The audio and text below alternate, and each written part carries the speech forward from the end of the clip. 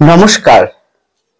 আইনগত সমস্যা, মামলা মোকদ্দমা বিষয়ক সমস্যা, এই সমস্যার একটি মর্মান্তিক দৃশ্যপট।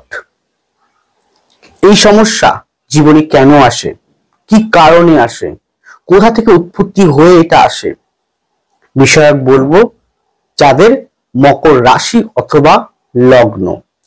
একটি উদাহরণ, বাস্তব, অতি বাস্তব একটি উদাহরণ ছক থেকে আপনাদেরকে আমি অ্যানালাইজ করে বুঝিয়ে থাকবো যে কি কারণে, কোথা থেকে এটি ঘটেছে। জানতে হলে থাকতে হবে অনুগ্রহপূর্বক আমার সাথে। সুতরাং পরবর্তী প্রোগ্রামগুলোকে অতি সহজে পাবার জন্য আমার চ্যানেলটিকে অবশ্যই সাবস্ক্রাইব করুন এবং পাশে থাকা বেল আইকনটি অবশ্যই প্রেস করবেন। আসুন তাহলে শুরু করা যাক আজকের মূল আলোচ্য পর্বে। দেখুন, এই মানব জীবনে আইনগত কোর্ট সংক্রান্ত মামলা মোকদ্দমা কোনোদিনই কাম্য নয়, হতেও পারে না। একটা আইনগত সমস্যা, মামলা মোকদ্দমা একটা মানুষকে কতটা মর্মান্তিক কষ্ট বেদনা দেয়, চিন্তাগ্রস্ত করে তোলে, রাতে নিদ্রা হরণ করে নেয়, সেটা সেই ব্যক্তিটাই একমাত্র বোঝেন, যার উপর দিয়ে এই ঘূর্ণিঝড় সাইক্লোন মতন আইনগত মামলা মোকদ্দমা চলবে। তবে বুঝতে হবে, দেখুন, এই ধরিত্রীর বুকে মকরের ধরলাম 100 কোটি মানুষ, তাই সব মকর লগ্ন বা রাশির মানুষই কি আইনগত সমস্যা জড়াবে? নিশ্চয়ই কোনোদিনই সম্ভব নয়। তাহলে কারা জড়াবে, কি কারণে জড়াবে, এটা বোঝার জন্য জন্মকুণ্ডলিতে ভালো করে অ্যানালাইজ করতে হবে। তাহলে আপনার জন্মকুণ্ডলিটি আমি যেভাবে বলবো সেভাবে একবার মিলিয়ে নেবেন। যদি সেরকম কম্বিনেশন থাকে তাহলে আজ অথবা কাল, মানে এটা কিন্তু যোগ তৈরি রাখবে এবং হওয়ার সম্ভাবনা বাড়িয়ে দেবে। নির্ভর করছে আপনি কতটা তার প্রতি অ্যাক্টিভ হয়ে যাচ্ছেন। আইনগত সমস্যা বিভিন্ন দিক থেকে হতে পারে। কারো জীবনে সাংসারিক জীবন বিষয়ক আইনগত সমস্যা, জমি জমা, ঘর বাড়ি, ফ্ল্যাট সংক্রান্ত আইনগত সমস্যা, টাকা পয়সা সংক্রান্ত আইনগত সমস্যা, কর্ম সংক্রান্ত আইনগত সমস্যা, সঙ্গ দোষে দুষ্ট হয়ে কোনো বাজে সঙ্গ পড়ে গিয়ে আইনগত সমস্যা, নেশাগ্রস্ত থেকে আইনগত সমস্যা, আপনার সাথে চিটিংবাজি করেছেন, আপনি উল্টে কোনো আইনগত সমস্যা পদক্ষেপ নিয়েছেন, সেই আইনগত সমস্যা, যে কোনো দিক থেকে আইনগত সমস্যা আসতে পারে। এবং এই আইনগত সমস্যা তাদের জীবনে অ্যাক্টিভ হবে তাদের এই গ্রহগত অবস্থান থাকলে। সেরকম একটি জন্মছক উল্লেখ করছি, মকর লগ্নর এই জন্মছকটি 21-10-2005 জন্ম, 21-10-2005 স্ক্রিনে যাচ্ছে তার ছকটি, দেখে নিন। 21-10-2005 12টা 16 PM হাওড়া। জন্মলগ্ন হচ্ছে মকর। তাহলে মকরের অধিপতি বসে আছে কোথায়? দেখুন, বসে আছে কর্কটে, জলতত্ত্বের ঘরে নিজের নক্ষত্র নিয়ে। লগ্নের তৃতীয় রাহু বসে আছে বৃহস্পতির ঘরে 27 নম্বর বুধের নক্ষত্র নিয়ে। লগ্নের চতুর্থে মঙ্গল বসে আছে বক্রী হয়ে রবি নক্ষত্র কৃতিকা নক্ষত্র নিয়ে। লগ্নের পঞ্চমে অর্থাৎ বৃষ রাশি 4 নম্বর রোহিণী নক্ষত্র নিয়ে আছে। লগ্নের নবম ভাবে কেতুর অবস্থান রয়েছে 13 নম্বর নক্ষত্র হস্ত নক্ষত্র নিয়ে। লগ্নের দশমে রবি রয়েছে চিত্রা, লগ্নের দশমে বুধ রয়েছে বিশাখা, লগ্নের দশমে বৃহস্পতি কম্বাস্ট অবস্থায় চিত্রা, লগ্নের একাদশে শুক্র 18 নম্বর নক্ষত্র অর্থাৎ জ্যেষ্ঠ নক্ষত্র নিয়ে আছেন। এবার এই ছকটার মধ্য থেকে আপনাদেরকে দেখাবো আইনগত সমস্যা বা আইনগত জটিলতা কেন জীবনে প্রবেশ করে বা হয়। এবং সবার যে হবে তা কিন্তু একদমই নয়, কারণ তার জন্য তার জন্মকুণ্ডলিতে সেই রকম পদক্ষেপ থাকতে হবে, সেরকম প্যারামিটার থাকতে হবে। তাহলে আমি এর আগে বহুবার বলেছি যে নবম থেকে আমরা আইনগত বিষয়টা বুঝি, নবম থেকে বৈধ অবৈধ বিষয়টা বুঝি, নবম থেকে ভাগ্য ইন্ডিকেট করি, আইনগত বিষয়ক আমরা ইন্ডিকেট করি। এখানে দেখুন নবমে কেতুর অবস্থান রয়েছে। এবার নবমে কেতুর অবস্থান রয়েছে, সুনির্দিষ্ট রয়েছে নবম ভাবটা। নবমে কেতুর অবস্থান সুনির্দিষ্ট ভাব। নবমপতি বুধের উপরে দেখুন মঙ্গলের বক্রী দৃষ্টি পড়ছে, তাই তো। এবার বুঝতে হবে এখানে লজিক্যালি কেন আইনগত সমস্যা তার জীবনে এসেছে। দেখুন বলে না যে সঙ্গদোষে দুষ্ট হয়ে মানুষ অনেক রকম সময় খারাপ সঙ্গদোষের থেকে বড় সমস্যা তার জীবনে চলে আসে। সর্বদা জানবেন লগ্ন বা রাশির তৃতীয় ভাবে যদি কোনো কারণে কেতু বা রাহুর অবস্থান থাকে তাহলে পরিবেশগত তাকে খারাপ করে তোলে। পরিবেশ মানেই যে আপনার আশেপাশে বাড়িঘর ঘরবাড়ি তা কিন্তু নয়। পরিবেশ মানেই হচ্ছে আপনি যেখানে থাকবেন, যে স্থানে থাকবেন, আপনি যে স্থানে যাবেন তার আশেপাশে লোকজন, আপনি কারোর সাথে মিশছেন, বসছেন, সেই লোকজন, পরিবেশ পরিস্থিতি। রাহু রয়েছে কোথায়? তৃতীয় ভাবে, কিন্তু সেই রাহু কাকে দৃষ্টি করছে? রাশি লগ্নপতি শনিকে দৃষ্টি করছে। শনি, আমি আগে বহুবার বলেছি যে জড়তত্ত্বের ঘরে, বিশেষ করে কর্কটে বৃষ্টিকে শনি কোনোদিনই ভালো ফল দিতে পারে না যদি না সেখানে বৃহস্পতির কোনো সাপোর্টিংকারী দৃষ্টি বা অবস্থান না থাকে। তাহলে এই কর্কটের ঘরে কিন্তু বৃহস্পতির দৃষ্টি নেই, আবার বৃশ্চিকের ঘরেও কিন্তু বৃহস্পতির দৃষ্টি নেই, তাই তো। তাহলে কি হলো? বৃহস্পতি কারক গ্রহ, বৃহস্পতি দ্বাদশপতিও, আবার এখান থেকে তৃতীয় পতিও, কিন্তু বৃহস্পতির ঘরটা রাহু বসে আছে, একটা বৃহস্পতি ঘরে শনি বসে আছে, গ্রহদোষ নষ্ট হচ্ছে। এবার দেখতে হবে কেন হলো, তাই তো।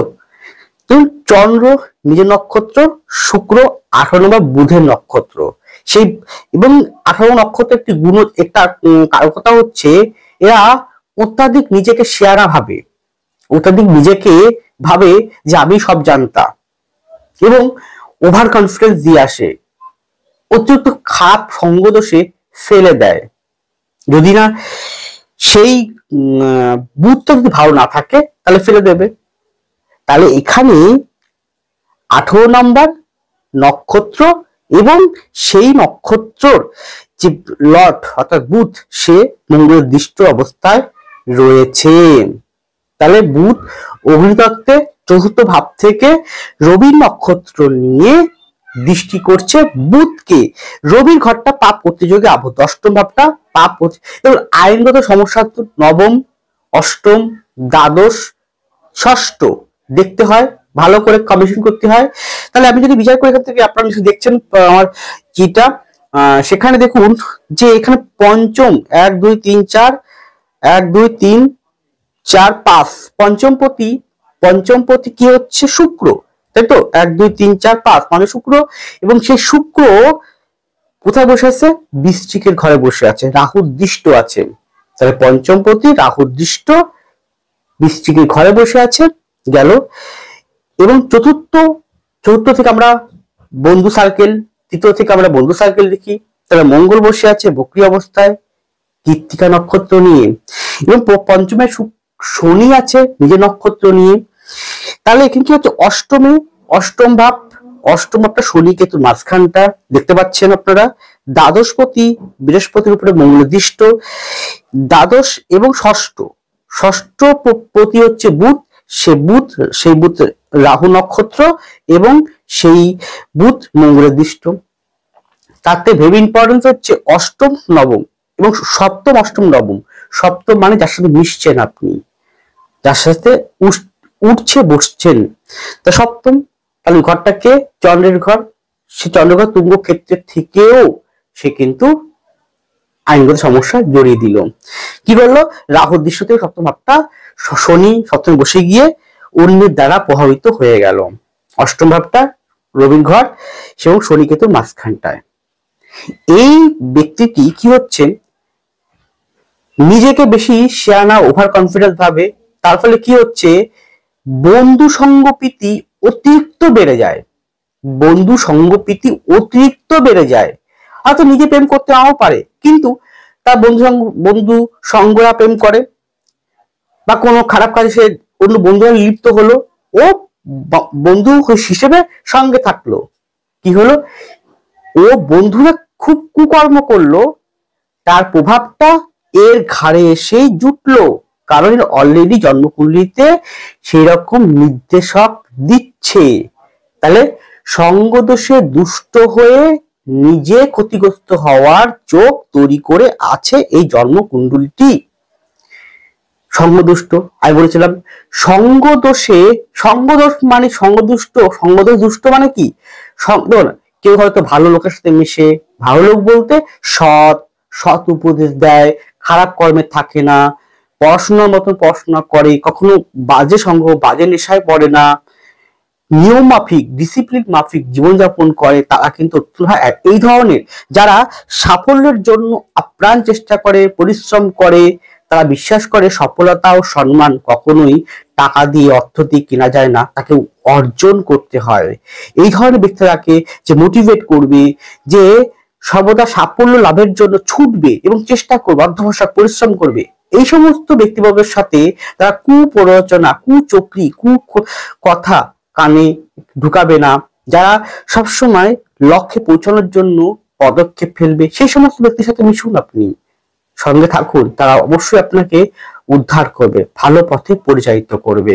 কিন্তু যারা নেশাগ্রস্ত, যারা প্রেম প্রীতি মোহ এইগুলোর প্রতি সরীপুর দাস হয়ে থাকে, যারা একাধিক প্রেম করে, একাধিক বন্ধু থাকে, আড্ডা ইয়ার্কি, পড়াশোনা থেকে বাহ্যিক বিষয়ের প্রতি বেশি পরিমাণ তাদের মন চলে যায়, তারা তো খারাপ হবেই, তাদের কপালেও ওই বলে কথায় আছে না যে কর্মের ফল কখনো বৃথা হয় না। হ্যাঁ, কর্মের ফল দেরি করে আসলেও কর্মফল সে কখনো ফাঁকি দেয় না। অর্থাৎ আজ আপনি ভুল করে বেঁচে গেলেও কাল ঠিকই ঠিক সময়ই আপনি ফল পাবেন। কর্ম ফল দেরি করে আসলেও সে কখনো ফাঁকি দেয় না। তাহলে কর্মফল আপনাকে ভোগাবে, কর্মফল হতে ভালো হতে পারে, খারাপ হতে পারে, ডিপেন্ড করছে আপনি কি রকম কর্ম করছেন। তাহলে আপনার নিশ্চয় বুঝতে পারছেন, এটা একটা দার্শনিক দিক, এটা আমার কথা না, এটা মনীষীদের কথা, মহাপুরুষদের কথা, তাই তো?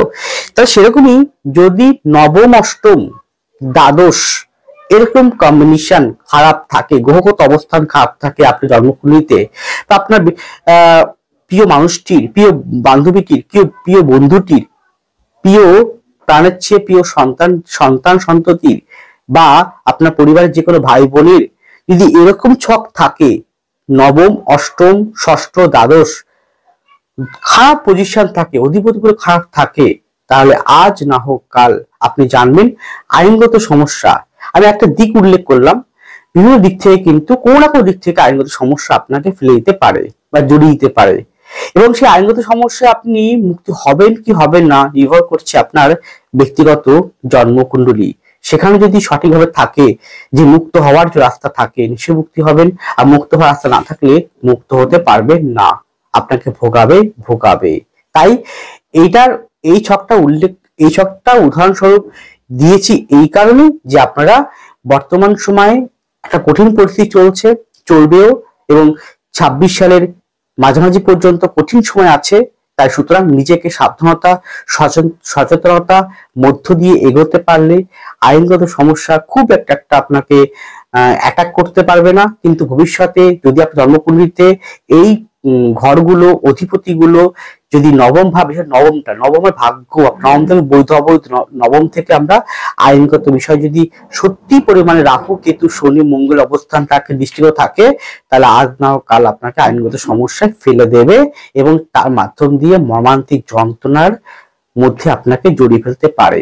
সচেতন থাকুন, সাবধান থাকুন। যদি মনে করেন তাহলে যে কোনো ব্যক্তির কাছ থেকে কনসালটেন্সি নিয়ে নিন, আগামী দিনে সত্যিকে আইনগত সমস্যা আপনাকে অ্যাটাক করবে কি করবে না, করলে কবে মুক্তি পাবেন, মুক্ত রাস্তাতে কি আছে, সবই তিনি বলে দেবেন। যাই হোক, এটি ছোট্ট একটা উদাহরণ, কিন্তু একজন ব্যক্তিকে উদাহরণ দিলাম, কিন্তু আলোকপাতটি করলাম সার্বিক সকলের জন্য। সকলে বিষয়টিকে মনে রেখে এগিয়ে চলুন, ভালো থাকুন, সুস্থ থাকুন। নমস্কার, জয় মা তারা।